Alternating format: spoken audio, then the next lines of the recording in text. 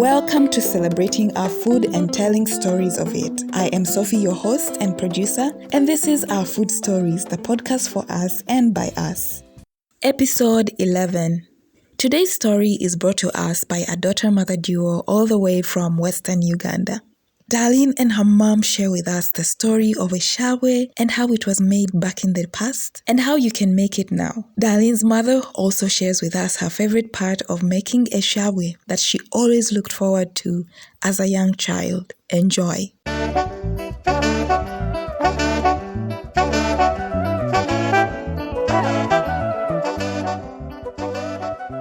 My name is Phoebe Komukama. I'm here with Darlyne Komukama, my first daughter, my love. So she's asking me about food. Okay, what food are you going to talk about today?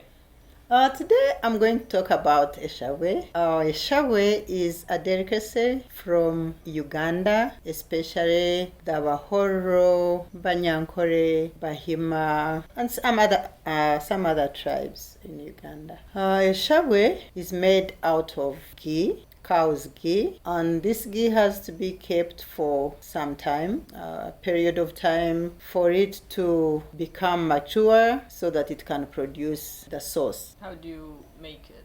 Eshabwe is made with I'm going to start with the ingredients. Let me tell you the ingredients of making Eshabwe. So you have to have ghee, like old ghee, well kept old ghee, cultured. You have to have rock salt. You have to have water, clean boiled water, and you have to have a special pot, a clay pot that is made specifically for making Eshabwe, or in modern times you can compensate for a bowl or a small saucepan with a smooth inside to make that. You have a special stick which is straight and round at the bottom, and those days we used to have a small net to help break down the ghee fast, but that is optional. Other people you can just use a stick to stir. Once you have everything around you, you put your ghee according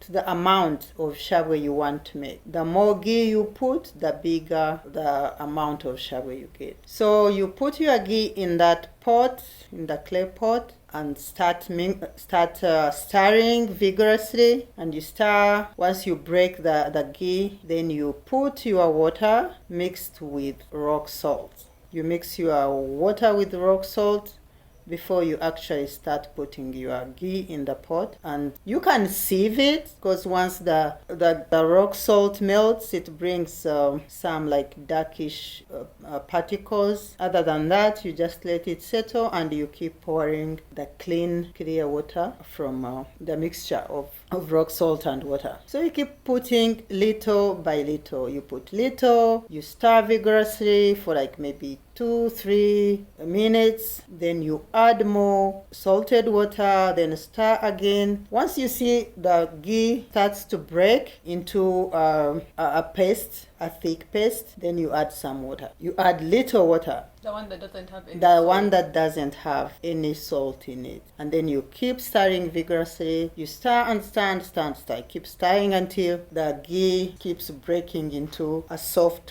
white paste. And then when it keeps breaking, keep adding salted water. But you have to regulate it. That is the epitome of the whole thing. Like, if you add more salted water, the sauce is going to be very salty. And we really don't want it to be very salty. It doesn't taste good when it's very salty. So once it breaks completely and you don't see any particles or had the solid ghee, you add some little plain water and you keep stirring and stirring. You stir until you see the bubbles coming up. Once the bubbles start coming and it's easy on your hands when you are stirring, then you know it's ready. Then you get your white salt to taste. You can put your white salt in some water, very little water, because when you put a lot, it breaks. The whole paste breaks into like a very light sauce, and we don't like that. So you put very little white salted water, Or you can even put white salt without adding water. But you have to keep stirring and stirring and stirring until it comes into a very smooth, white, solid paste or sauce, we call it. And then you What's see... the consistency like? Like, what is it?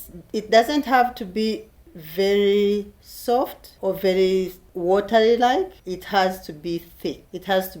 Like when you put it on a spoon, it doesn't have to fall. It doesn't have to be light, I should say. It has to be thick. And then you sieve it. When it's ready, you have to pass it through a sieve for any other particles to stay on the sieve. So you don't have to have anything in the Eshabwe. It has to be clear and neat. And then you leave it to settle. One thing I forgot to say, when you put the white salt, it makes it thicker. It makes it tasty and thicker. But you have to regulate the salt too. And then you keep it aside. You can put it in a refrigerator if you have the refrigerator, but you can keep it aside to settle, and it's ready. It's ready to go, ready to use. It sounds like a short process, but it has to be. It's like a profession to make Eshabwe. Not everybody makes a very tasty Eshabwe, especially like my mom used to make.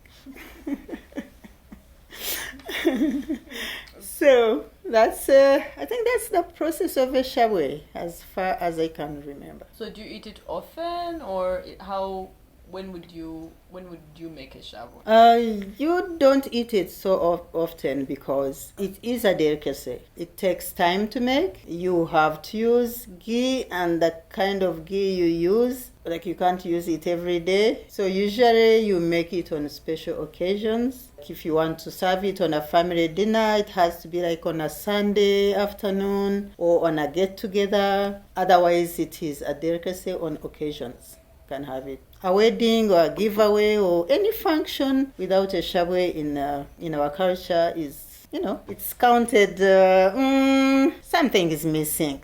They don't have Eshabwe? Oh, who made the Eshabwe? So it is something very, very respected and valued in our culture. So when you move to the US, how do you make it? Where do you find ghee? How do you do it? Yeah, in the US, you have to take your own ghee. Hope I want to be put in prison for this. But no, you take your own ghee. And even the ghee you take, you don't get it from any place, like everywhere.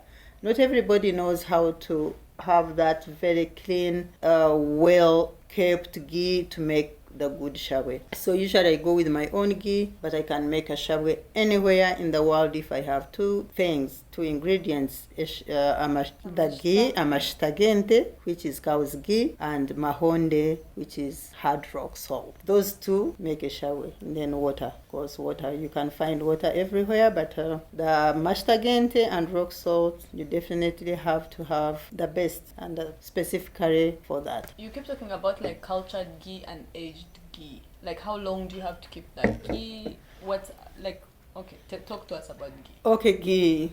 Ghee is it's a process of making ghee. Of course, it's from cow's milk. First of all, you have to have the milk, and then you culture the milk with cultured milk, like. Oh, right. Already cultured. Already so cultured milk. You have to put the cultured milk into fresh milk to make the bad milk, the chunk milk that you have to. It has a process. You keep it overnight. Then the following day you have to shake it for some good minutes to make the ghee. And then you have to separate the ghee from the milk, and then you have to clean the ghee, and you have to keep that ghee into a certain calabash, should say, for some days. Sometimes I think it takes, hopefully I remember, but usually it's like 2 weeks to 3 weeks you have the best ghee. Before it's cultured, can you use that ghee for other things? Like, what do you use if you take the ghee early?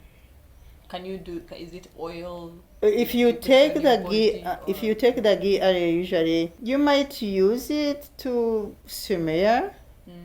Like lotion. Like lotion. You might use it. Usually, I think it's like you can use it. You can scent it with other herbs to smear, like lotion.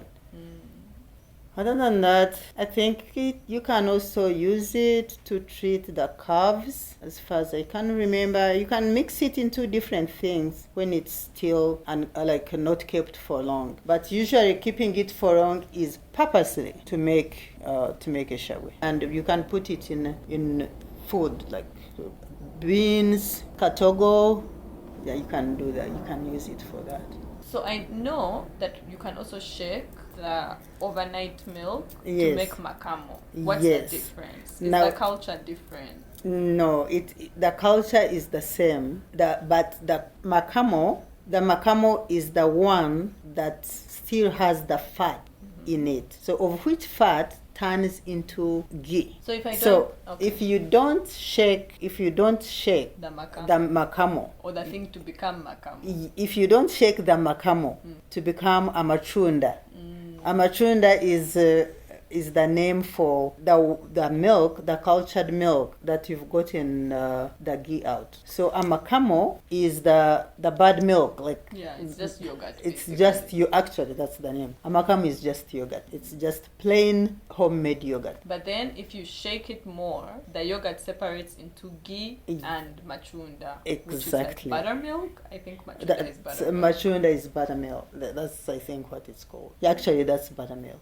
Machunda. Wow, Yeah. interesting.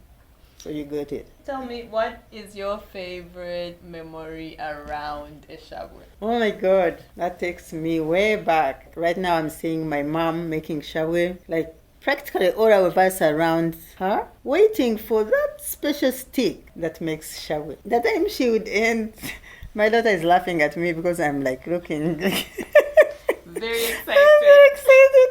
So we'd all be like looking at her, waiting to lick that stick from Orwavia, the pot. And she's like, if we are three of us, she's torn between the three of us, whom would I give a stick? So she would trick us, either send someone to bring something or, who did this. And then the moment they hand you the stick, oh my God, that was like the best time. Because first of all, you can't have a shawe before every member of the family have sat down and they serve according to age, probably. The old people should be served first, and then probably you, the kids, will come last. But licking the stick was my best time. I loved it. And then I think the second one was when I would be eating very fast, eat my shawe very fast, so I would be the first to ask for a second serving. Because at the end of the day, all 11 of us would want a second serving. Actually, 11 plus. Even if sometimes it would not be, at the table, all of us at the same time. But those two things, licking the stick and second serving of Eshabwe, was my best. Especially when you have it with cassava, sweet potatoes. Oh my God, it was like, Christmas in your mouth. oh my God, it was. God bless my mom.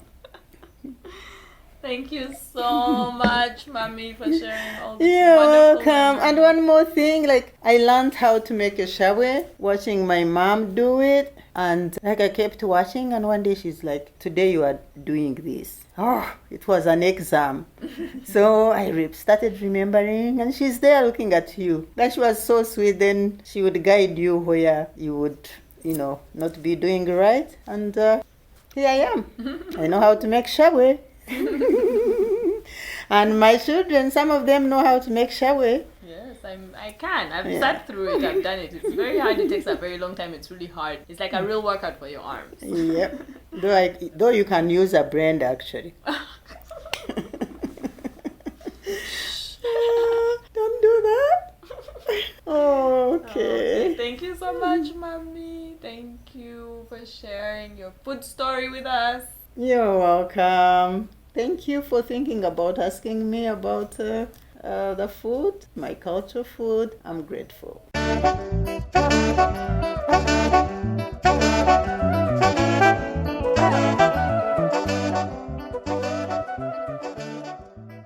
Thank you, Darlyne, for this beautiful food story with your mom. I am sure most listeners could feel the beautiful bond that you share through the whole story. Darlyne is multi-talented. She is a phenomenal photographer and is actually one of the photographers that inspired my photography journey earlier on. She is also a DJ under the moniker DJ DK. You can follow her on Instagram at Darlyne Komukama to keep up with her amazing work. Remember, if you have a delicious food story that you'd like to share, you can reach out to me via email at akitcheninuganda@gmail.com or on Instagram at akitcheninuganda. Don't forget to share the podcast with others, to leave a review or a rating, and to comment on your favorite stories wherever you listen. See you in the next episode.